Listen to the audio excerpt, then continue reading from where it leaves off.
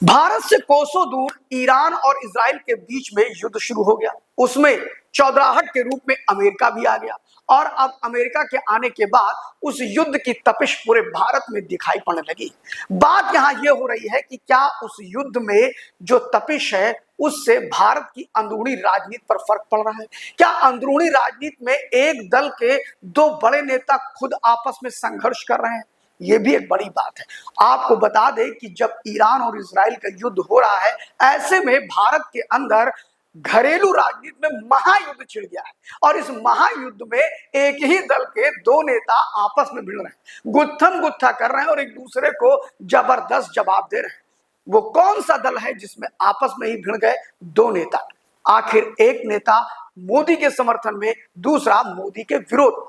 मोदी के ही समर्थन में उसी पार्टी का एक नेता खड़ा है और उसी पार्टी का एक नेता उनके विरोध में खड़ा है। हम इस वीडियो में चर्चा करने वाले हैं कि वो पार्टी कौन है और आखिर ये मामला कैसे तूल पकड़ रहा है और इसका पूरा मजा भारतीय जनता पार्टी ले रही। जी हाँ, आप देख रहे हैं लाइव न्यूज़ 24, मैं शिव द्विवेदी। आपको बताते चले कि भारत के अंदर ईरान और इजराइल की जो पॉलिटिक्स है उसमें ट्रंप का आना, इन सारे मुद्दों के बीच में भारत के अंदर भी जो मुख्य विपक्षी दल कांग्रेस पार्टी है वो भी रोज अपने स्टैंड चेंज कर रही है और चेंज ही नहीं कर रही, रोज अपने स्टैंड पर भारत सरकार से ऐसे तीखे प्रश्न कर रही है जो ईरान के समर्थन में है। फिलहाल भारत सरकार दोनों के साथ समन्वय बना के चल रही है। भारत के जितने अच्छे संबंध इजराइल से हैं उतने ही अच्छे संबंध ईरान से भी हैं। लेकिन अगर हम भारत की अंदरूनी राजनीति की बात करें तो एक विशेष वोट बैंक, कहने में गुरेज नहीं है, मुस्लिम वोट बैंक के लिए कांग्रेस पार्टी की पूर्व राष्ट्रीय अध्यक्ष सोनिया गांधी ने भी ईरान को लेकर कुछ दिन पहले बयान दिया था, जिसको लेकर के भारत में इजराइल के राजदूत ने अफसोस जताया था। उन्होंने कहा कि इनका यह बयान उस समय नहीं आया जब 7 अक्टूबर 2021 को हम पर हमले किए गए थे। यही नहीं, आपको और बता दें कि इस पूरे मामले पे जयराम रमेश ने जबरदस्त हमला करना शुरू कर दिया भारतीय जनता पार्टी पे। जयराम रमेश बड़े ही कड़ी आलोचना करने के लिए जाने जाते हैं भाजपा पर, मोदी पर और कांग्रेस के वो संचार के महासचिव हैं, यानी उनका जो आईटी डिपार्टमेंट है उसके भी सेक्रेटरी हैं। ऐसे में जयराम रमेश ने एक बड़ा आरोप भारतीय जनता पार्टी की सरकार और मोदी सरकार पर लगाया। उन्होंने कहा कि मोदी सरकार की विदेश नीति यानी जो फॉरेन डिप्लोमेसी है वो फेल हो चुकी है, वो किसी काम की नहीं है। उन्होंने सीधे कहा कि जिस तरह ईरान पर हमले इजराइल कर रहा है और अमेरिका कर रहा है, भारत को उसमें हस्तक्षेप करना चाहिए। एक समय था भारत मूक दर्शक बना नहीं बैठता था। भारत पूरे अंतरराष्ट्रीय मामलों पे दुनिया में कुछ भी होता था तो भारत अपनी राय जरूर रखता था, भारत हस्तक्षेप करता था, इंटरवेन करता था। लेकिन इस समय नरेंद्र मोदी की सरकार लाचार है चूंकि उसके पास विदेश नीति का अभाव है और वो विदेश नीति जो नेहरू के पास थी, जो इंदिरा के पास थी, वो मोदी के पास नहीं है। फिलहाल आपको बता दें कि नेहरू की गुटनिरपेक्ष नीति से आप लोग परिचित होंगे।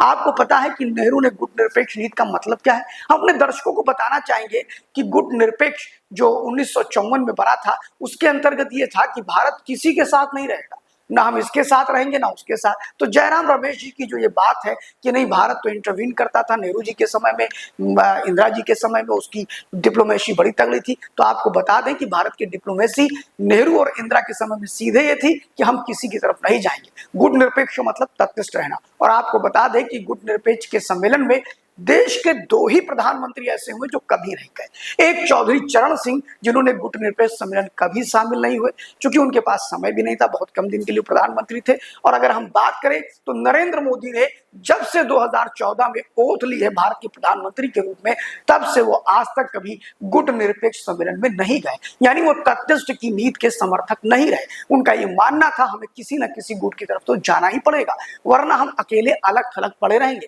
जब किसी राष्ट्र के हम काम नहीं आएंगे और राष्ट्र हमारे काम नहीं आएगा तो क्यों खड़ा होगा? और शायद प्रधानमंत्री नरेंद्र मोदी की जो विदेश नीति है वो बिल्कुल क्लियर कट है। वो किसी भी गुटनिरपेक्ष आंदोलन के अभी तक के किसी सम्मेलन में नहीं गए और ये रिकॉर्ड भारत के दो ही प्रधानमंत्रियों के पास है। फिलहाल ये जयराम रमेश की उस बात का जवाब था जिसमें वो कह रहे थे कि नेहरू जी के समय में हम इंटरवीन करते थे, हमारी डिप्लोमेसी बहुत अच्छी थी, इंदिरा जी के समय बहुत अच्छी थी, या कांग्रेस के रिजीम में बहुत अच्छी थी। उसको लेकर के मैंने ये आप लोगों को एक जानकारी दिया है।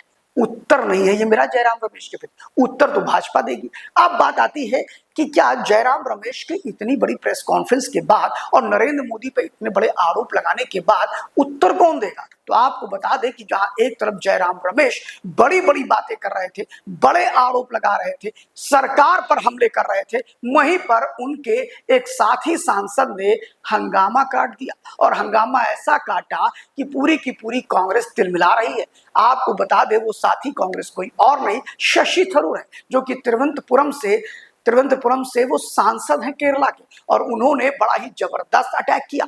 एक तरफ जहां जयराम रमेश अपनी बातों से प्रभावित कर रहे थे, देश की जनता को बता रहे थे कि मोदी सरकार बेकार है, मोदी सरकार की विदेश नीति बेकार है, वहीं पर ईरान के समर्थन में कसीदे गढ़ रहे थे। वहीं पर शशि थरूर ने मोदी सरकार के ऑपरेशन सिंदूर के बाद वो जमकर तारीफ की एक लेख में, एक समाचार पत्र में, जिसको पढ़ करके फिलहाल कांग्रेसी तो चकरा ही जाएंगे। उन्होंने सीधे कहा कि नरेंद्र मोदी एक ऊर्जावान है, बहुआयामी व्यक्तित्व के धनी है। नरेंद्र मोदी दुनिया के लिए भारत का एक बहुत बड़ा एसेट है, यानी भारत के लिए एक बहुत उपयोगी पूंजी है, जिसकी चर्चा जब हम भारत में 35 देशों में हम गए 54 लोगों के दल के साथ, जब हमने ऑपरेशन सिंदूर को लेकर के बातचीत किया और भारत का प्रत्येक राजनीतिक दल का प्रतिनिधि जिस तरह वहां एकता के साथ भारत की बातों को रख रहा था, हमने सफलता प्राप्त की। अगर हम एक होंगे, आपस में लड़ेंगे नहीं, तो दुनिया का सबसे सर्वशक्तिशाली राष्ट्र अगर कोई होगा तो वो भारत होगा।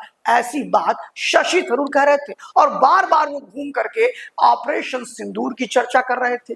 फिर वो पहलगाम के बाद ऑपरेशन सिंदूर की बड़ी प्रशंसा कर रहे थे। उन्होंने कहा भारत ने जिस प्रकार स्ट्राइक किया, जिस प्रकार ऑपरेशन सिंदूर का संचालन किया, वो भारत के ऊर्जावान प्रधानमंत्री, बहुआयामी प्रधानमंत्री के व्यक्तित्व का परिणाम है, जिन्होंने धज्जियां उड़ा दी पाकिस्तान की और हमने घोष करके मारा। एक तरफ जहां देश के अंदर प्रधानमंत्री को लेकर के उन्हीं की पार्टी के जयराम रमेश देश के प्रधानमंत्री के व्यक्तित्व पर, उनकी सोच पर, उनके नियमों पर, उनके कायदों पर, उनकी विदेश नीति पर प्रश्न चिन्ह खड़े कर रहे थे, वहीं पर ठीक उल्टा शशि थरूर उनके यशोगान गा रहे थे। स्थिति यह है कि अब कांग्रेस को ना उगलते बन रहा ना निगलते बनना है। जो कुछ दिन पहले ही शशि थरूर ने कह दिया था कि मैं 16 सालों से कांग्रेस पार्टी का कार्यकर्ता हूं, रहूंगा और इसी में रहूंगा, मैंने भी खून पसीना बहाया है कांग्रेस में। इसके बाद भी जिस तरह वो नरेंद्र मोदी की प्रशंसा कर रहे हैं, वो बड़ी बात है। आपको बता दें कि शशि थरूर ने यह भी प्रेस वार्ता में कह दिया और पत्रकारों के पूछे जाने पर, जब वो लौट करके आए थे भारत अपने विदेश यात्रा से, तो उनसे पूछा गया था कि आप भाजपा में जाने वाले, तो उनका बिल्कुल नहीं जाऊंगा। तभी उन्होंने ये बात कही थी कि मैं 16 साल से कांग्रेस की सेवा कर रहा हूं, कांग्रेस में ही रहूंगा, कांग्रेस छोड़कर नहीं जाऊंगा। वो अलग बात है, लोग मुझसे थोड़ा मतभेद है मेरा, और वो सभी जानते हैं मेरा मतभेद किससे है। एक तरह से उन्होंने भारत के नेता प्रतिपक्ष राहुल गांधी की तरफ ही इशारा करा। फिलहाल उन्होंने नाम नहीं लिया, लेकिन कुल मिलाकर के ऊपर के बड़ी जो सबसे सुप्रीम कमान है वो राहुल गांधी ही है। और ऐसे में बड़े नेताओं में अगर देखा जाए तो शशि थरूर को लेकर के राहुल गांधी उनको कतई पसंद नहीं करते हैं। कई ऐसे मौके आए जब राहुल गांधी की बातों को शशि थरूर ने पब्लिक और मीडिया में आकर के पब्लिक डोमेन में इसको कुल मिलाकर के उसकी भर्त्सना की, उसके विरोध में बोले, एंटी बोले, इसलिए वैसे भी लोग उनको नहीं मानते हैं। आपको बता दें कि कांग्रेस पार्टी के शशि थरूर ने अब कुल मिलाकर के संकट खड़ा कर दिया है कांग्रेस के लिए। और कांग्रेस जो ईरान और इजराइल के युद्ध को मुस्लिम वोट बैंक को प्रभावित करने के लिए जिस प्रकार की कवायद शुरू की, उसमें एक तरह से देखा जाए तो पूरे का पूरा मट्ठा डाल दिया शशि थरूर ने।